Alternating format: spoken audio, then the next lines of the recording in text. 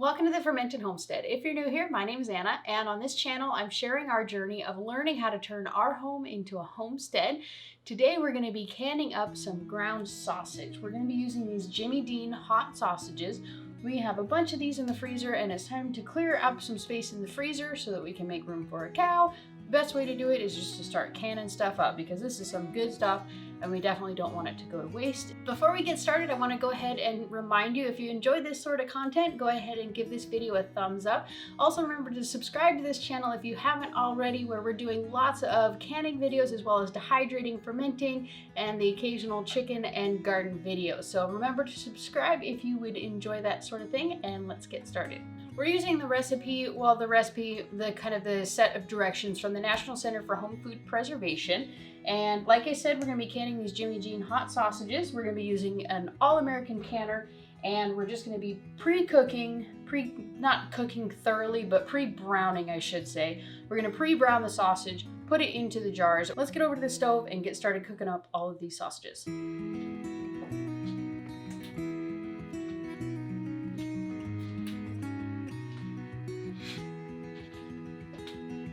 I'm using this big Dutch oven. It's a heavy, thick bottomed pot. It's just basically, it's the biggest kind of this size pan that I have. Anything else that I would use would have to be very, very small batches, or it would have to be in like big, tall pots. So you don't have to use this, but just kind of use whatever you have that gets it cooked the way that you want it, basically. So we're gonna go ahead and I'm gonna brown up the first batch of meat here. This will likely take several different batches.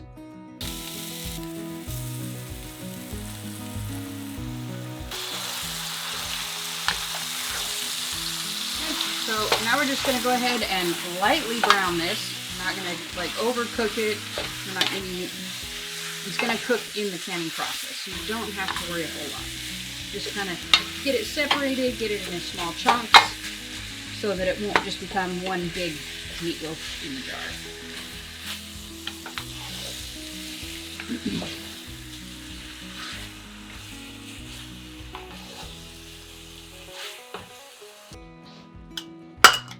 All right, so now that we have the ground beef all kind of browned up, you can see it's not like overly cooked. It's just kind of cooked so that it can maintain more of a crumbly texture in the cooking process.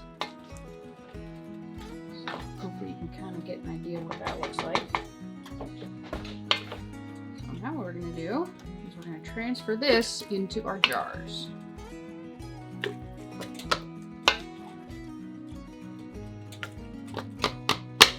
So, and we're looking for about 1 inch headspace. I'll show you what that 1 inch is here in just a second. Here. The headspace is not quite as important with the ingredient as it is with the liquid that you pour on top. Because basically just the final product needs to be 1 inch.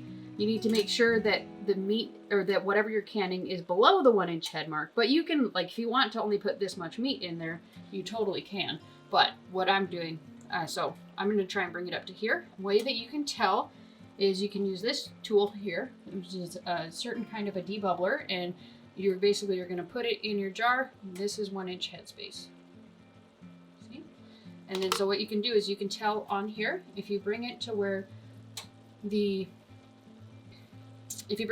threads join here, basically the bottom of this mark here is 1/4 inch, the bottom of this one is 1/2 inch, and the bottom of this big ring here, this is the main one you're going to be counting on. This is the 1 inch headspace.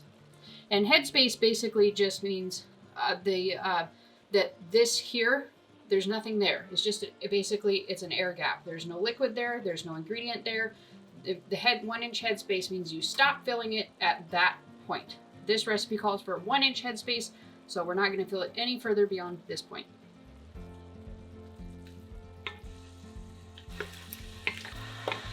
So you can see that it's pretty much a pretty fair, like 1 pound to 1 pint. Had a little bit of extra there. I probably could have crammed it down in here, but I'm not going to. I'm going to try and get another jar. I have more to cook, so I'm not worried about it. All right, so the next step in the canning process of this port is to go ahead and top it off with some water. You can use water, broth. They say you can even use like a tomato juice or sauce or something like that. You just want to bring it up to the 1-inch headspace. I'm going to use water. I don't have pork broth, and I don't think I really want to use any kind of chicken. So, all right. And also, when you're canning a ground beef like this, you can add salt to it. I'm not going to, simply because there's already plenty of salt in the actual sausage. But when you're canning any kind of ground beef, you generally want to add the salt to it, and it is 1/2 teaspoon per pint or a teaspoon per quart. So all we're gonna do is just top these all off.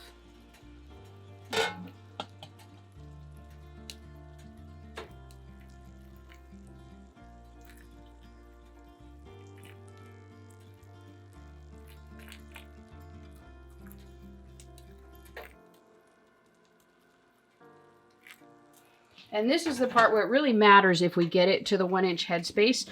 So I just wanted to show you kind of what I'm doing in the jar. I'm basically just bringing the debubbler. You can use a chopstick, you can use a small wooden spoon or a plastic utensil.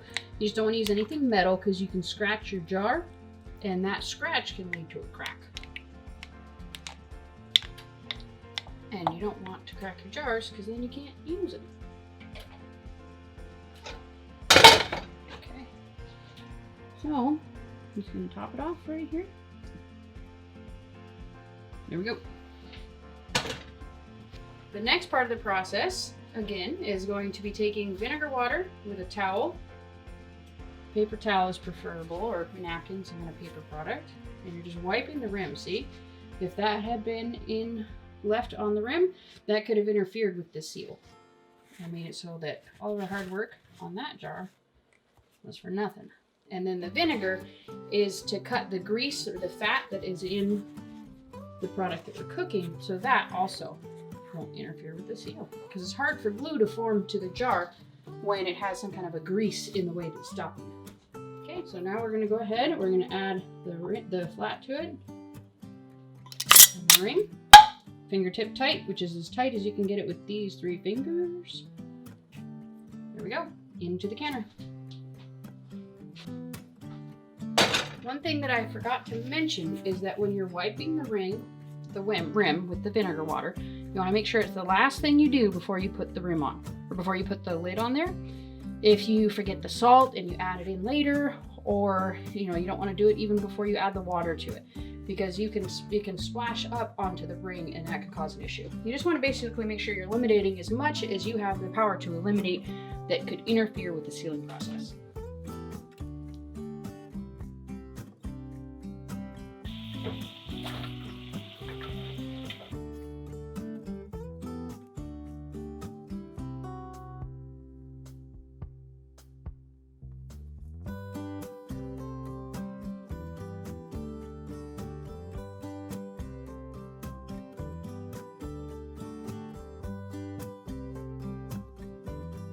Okay, so today we're going to be canning with the All-American canner, and we're going to be doing it on the propane stove. The reason that I'm doing this, or the reason that I generally do this, is because my All-American, there's something weird with it, and it just takes forever for it to come down off of pressure. Like, we're talking like overnight. It takes forever, and I haven't figured out what's wrong with it. So generally I'll do like my first round of canning in something that will not be at risk for getting something called flat sour, and that is where certain types of like products, I don't know which ones, but meat is, I don't believe, is one of them, where if it takes too long to cool down, then that product will get very sour. It won't be anything wrong with it, you'll just not want to eat it, basically. Like, it's safe, but you won't want to eat it because it'll just be super sour. That's kind of my understanding of it. I've never experienced it, but anyways. So I have a lot of canning that I'm doing today, and I want to get this one out of the way, get it outside, so that it can just take however long it needs to take to cool off. So that's why we're doing it out here. And I'm doing it in the All-American because you can't do the Presto canner, to my knowledge, you can't do a Presto canner on the propane burner. And you're gonna have to excuse the roosters, they suck, and they're here, so they make noise. Sorry, really weird angle. Okay, so we have the lid here. We've already looked through the vent pipe. It is clear.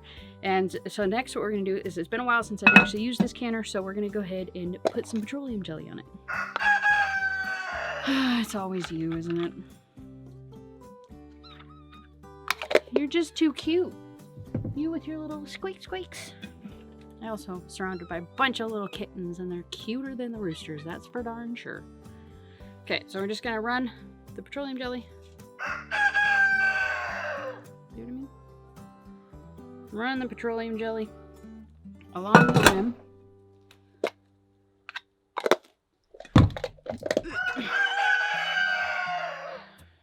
See, it's once one of them does it, they all just kind of go. Get away from the jelly. You can't eat it.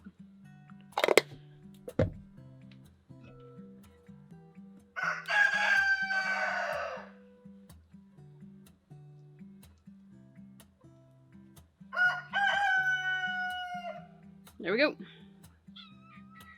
Okay, so what we're gonna do, we're gonna use this fancy little trick. You take a debubbler and you just kind of run it along the rim here.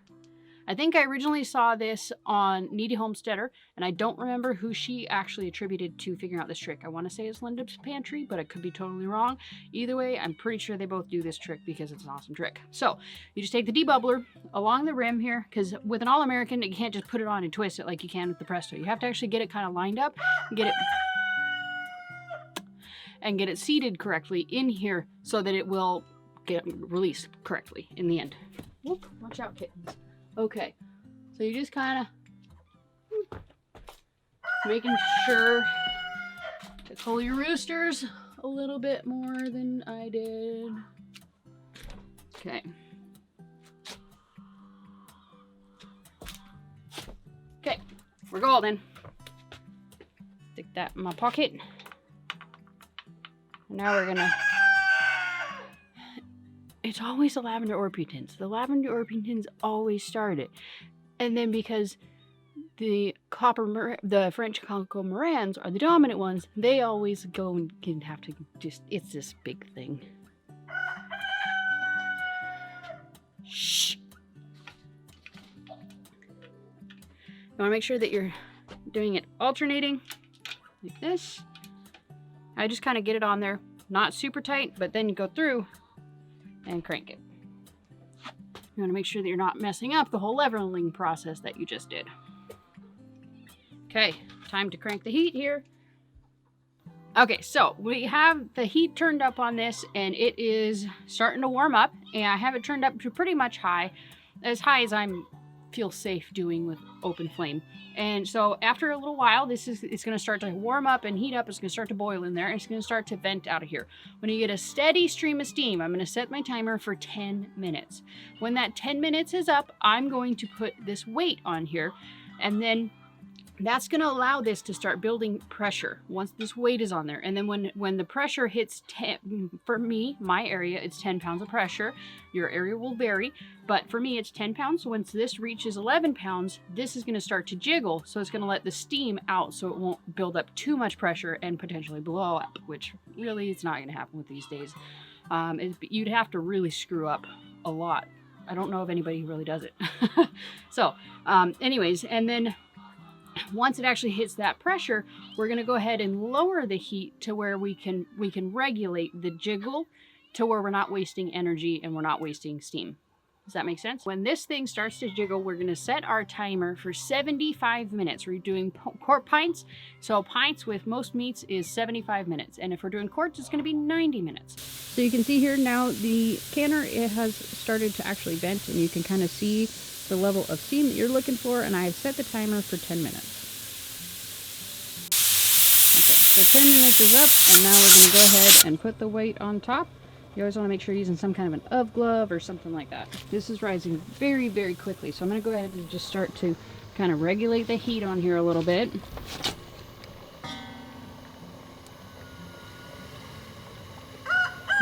Other way. Other way, Anna. There we go. This is what I gotta work with here. See?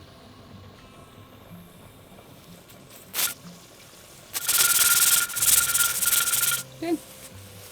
Now we're going to set our timer for 75 minutes. When the 75 minutes is up, we're just going to turn off the heat, and that's all we're going to do until it comes down from pressure.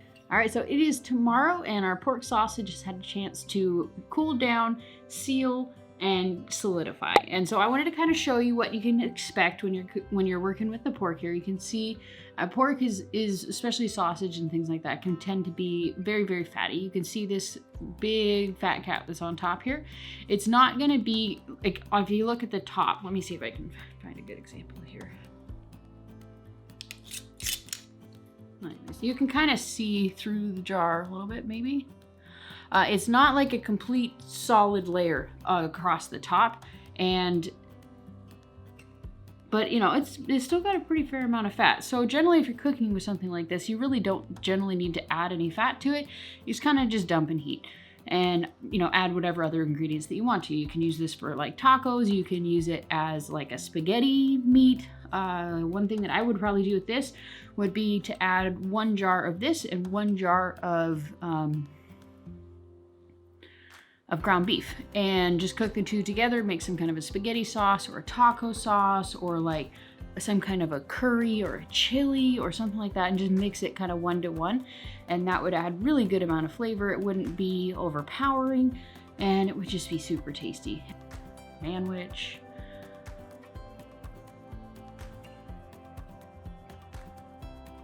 Oh, you could even make some kind of like a a very large one. And when you open these, you don't have to use the whole jar.